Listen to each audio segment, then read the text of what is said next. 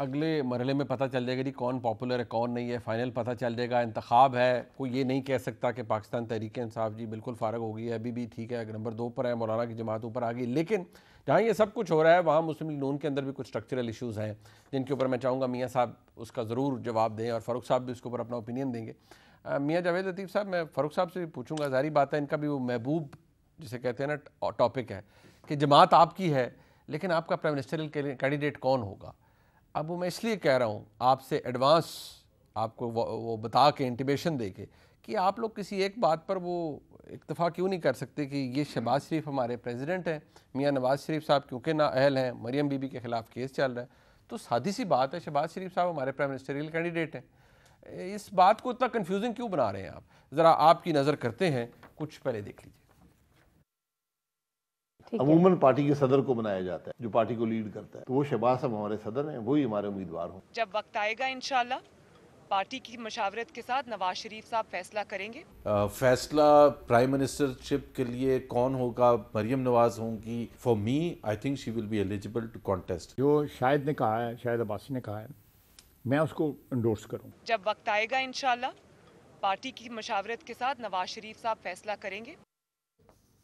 कौन है जी आपकी वजारत उज़्मा का उम्मीदवार अगले इलेक्शन? मेरा ख्याल है कि आपको कोई ज़रूरत से ज़्यादा परेशानी है। नहीं मुझे नहीं परेशानी। अगर मियां तो साहब यहो जी गल्ला करते हो ना, फिर सवाल तो अच्छा बात तो मुनीब अगर इजाज़त दे जी, अब मुझे टाइम देंगे आप जनाब। टाइम मैं इससे पहले कि आपके इस सवाल का जवाब दूं, मैं एक गुजारिश करना चाहता हूं जी, और शायद जो गुजारिश करने लगो इसमें आपको जवाब मिल जाए जी।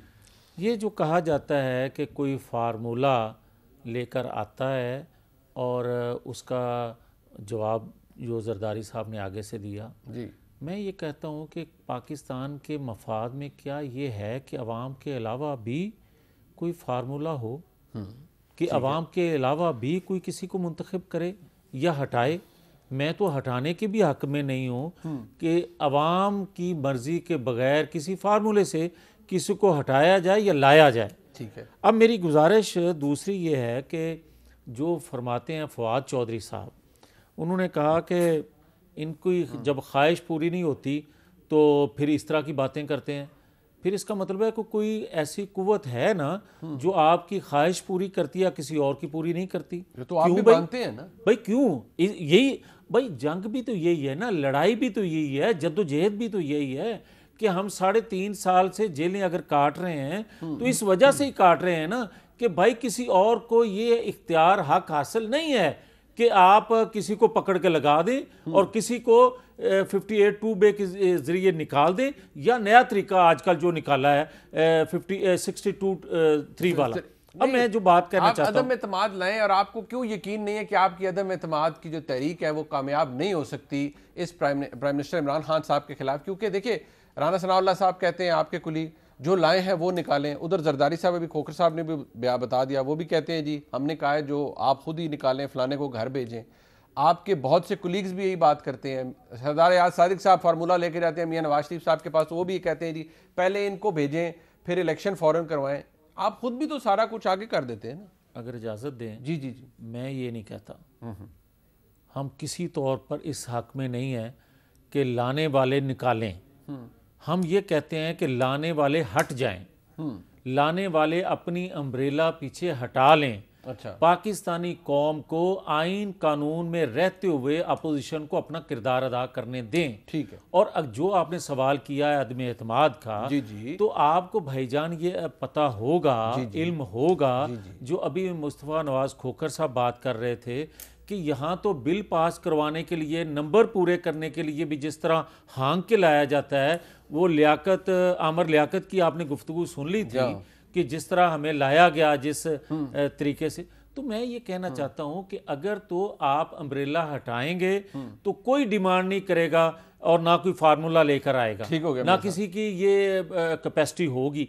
मगर जब आप अम्ब्रेला ऊपर रखेंगे और हुकूमत को चलाएंगे तो फिर तो ये आवाज़ नहीं उठेगी। और जो सवाल है आपका, मैं उस पर आता हूँ। भाई बात सीधी सी है, 22 करोड़ आवाम जो हैं वो उनमें से जितना भी परसेंटेज आप देते हैं मुस्लिम लीग नून को, नवाज शरीफ के फॉलोअर्स को, वो चाहते हैं नवाज शरीफ को जिस तरह हटाया गया था, नवाज शरीफ को अपनी टर्म पूरी करने दी जाए, ताकि वो पाकिस्तान की जिस तरह बेहतरी कर रहे थे, पाकिस्तान के इंफ्रास्ट्रक्चर को जिस तरह बेहतर कर रहे थे, दुनिया में जिस तरह, मतलब आप ये कह रहे हैं कि आपका वोटर सपोर्टर ये कहता है और मुस्लिम लीग नून की ख्वाहिश ये है कि मियां नवाज शरीफ साहब मुल्क के वज़ीर आज़म दोबारा बने। यस, और ये शहबाज शरीफ साहब की भी ख्वाहिश है। अच्छा, ये मेरी भी ख्वाहिश है। नहीं, पर वो नाहल हैं तायात।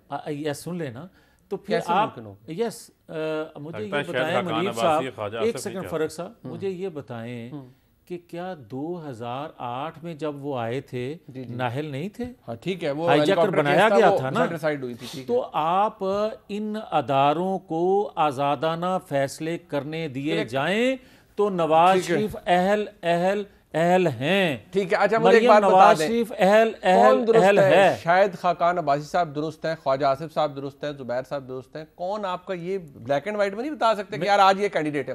मेरी अर्ज सुन लें, हमारा पहला और आखिरी आज़ादाना इंतखाबात हों तो नवाज शरीफ कैंडिडेट हैं, वरना नवाज शरीफ फैसला करेंगे कि किसको कैंडिडेट बनाया जाएगा। यानी कि अभी तक किसी फैसला ये नवाज शरीफ का, ये नवाज शरीफ फैसला नहीं लिया अभी तक, कोई फैसला करने की पोजीशन में नहीं है। तो शायद खाकान भाई साहब ने क्यों कहा शहबाज शरीफ साहब?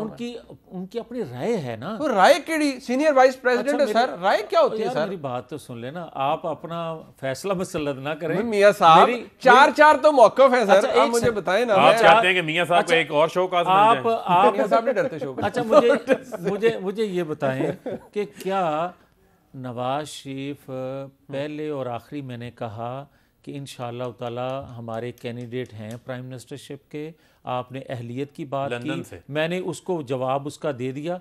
लंदन भी दूर नहीं आ रहे ने, अगे भी लंदन ही भेजा साजे, मगर वो दोबारा आ गए थे और वो कहते सन, उदों कहते सन ये नहीं होना आएंगे, फिर आए ना।